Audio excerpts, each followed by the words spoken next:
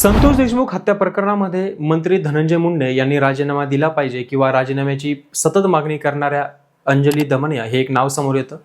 अंजली दमनिया आहेत तरी कोण ते पाहू। भारतीय भ्रष्टाचार विरोधी कार्यकर्त्या आणि त्या एक राजकारणी आहेत। त्या आम आदमी पार्टीच्या महाराष्ट्र राज्य युनिटच्या निमंत्रक होत्या।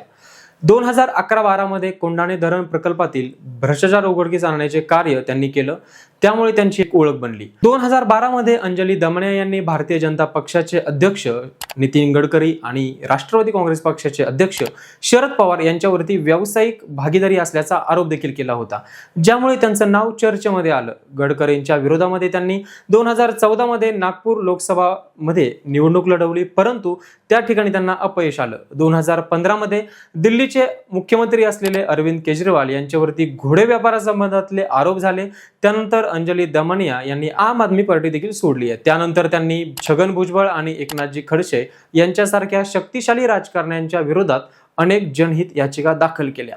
2 जून 2016 रोजी अंजली दमनिया यांनी एकनाथ खडसे यांच्या राजीनाम्याच्या मागणीसाठी अनिश्चित काळासाठी उपोषण देखील केलं होतं, ज्यामुळे खडसे यांना महाराष्ट्र राज्याच्या महसूल मंत्रिपदाचा राजीनामा द्यावा लागला होता। अंजली दमनिया यांच्या कार्याने त्यांना भ्रष्टाचारी विरोधी लढा आणि जनहितासाठी केलेल्या प्रयत्नांच्या माध्यमातून राजकारणात एक वेगळी ओळख मिळवली आहे।